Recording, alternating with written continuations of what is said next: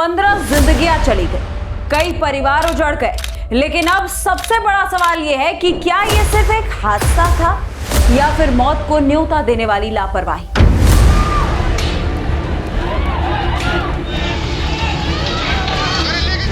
जिस इमारत में बच्चों को भविष्य बनाने भेजा गया था, क्या वो पहले से ही एक डेथ ट्रैप बन चुकी थी? मैं गरिमा स्वागत करती हूं आपका भारत नाउ लाइव में। रिहायशी भवन में कोचिंग सेंटर, फायर सेफ्टी के इंतजाम नहीं, बंद बायोमेट्रिक लॉक और मौत का धुआं। अब सवाल उठ रहा है कि इस अग्निकांड के दोषियों को आखिर कितनी सजा मिल सकती है। आइए पूरी कहानी की गणित को आसान भाषा में समझते हैं।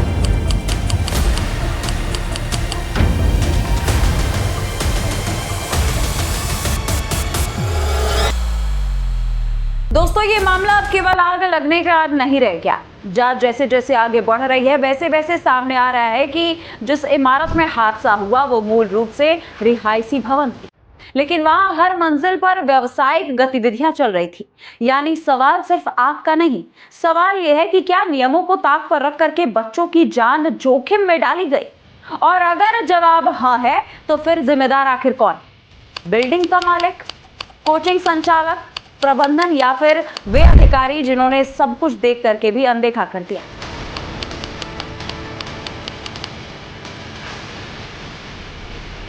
जांच एजेंसियों के मुताबिक कई मौतें आग की लपटों से नहीं बल्कि धुएं में फंसने के कारण हुई। अगर समय पर निकासी का रास्ता होता, अगर पर्याप्त फायर एग्जिट होता, या फिर अगर सुरक्षा मानकों का पालन किया गया होता, तो शायद कई जिंदगियां बच भी सकती थी। यहीं से मामला सीधे आपराधिक जिम्मेदारी तक पहुंच जाता है।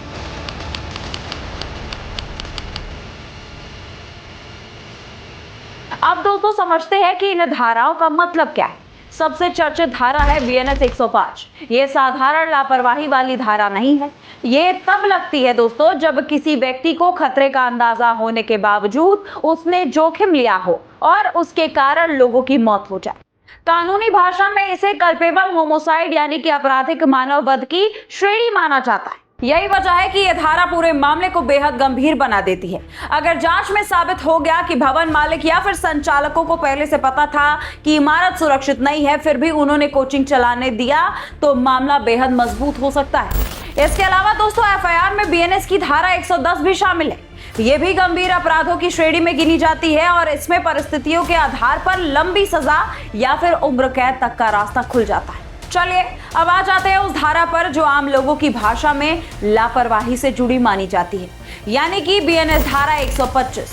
ये उन परिस्थितियों में लागू होता है जहां किसी की जल्दबाजी, उतावलेपन या फिर लापरवाही से दूसरे लोगों की जान खतरे में पड़ जाती है। पुलिस ने बीएनएस 35 भी लगाई है। इसका मतलब है कि अगर कई लोग मिलकर के नियमों की अनदेखी करते पाए गए तो सभी को बराबर जिम्मेदार माना जा सकता है। यानी केवल बिल्डिंग मालिक ही नहीं, कोचिंग संचालक, प्रबंधन और अन्य जिम्मेदार व्यक्ति भी कानूनी घेरे में आ सकते हैं। जांच में यह भी देखा जाएगा कि क्या भवन का नक्शा स्वीकृत था, क्या व्यावसायिक उपयोग की अनुमति थी, क्या फायर विभाग ने निरीक्षण किया था, क्या किसी अधिकारी ने आंखें मूंदी थी, क्या फायर एनओसी मौजूद थी। इन तमाम सवालों के जवाब आगे और भी धाराएं जोड़ सकते हैं।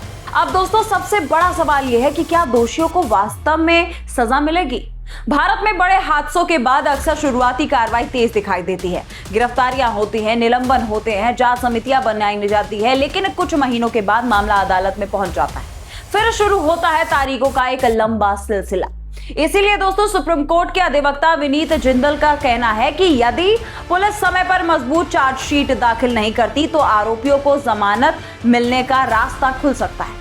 कानून कहता है दोस्तों कि गंभीर मामलों में समयबद्ध जांच बेहद ज्यादा महत्वपूर्ण हो जाती है। लखनऊ अग्निकांड केवल 15 मौतों का एक आंकड़ा नहीं है, ये सिस्टम, सुरक्षा और जवाबदेही की परीक्षा भी है।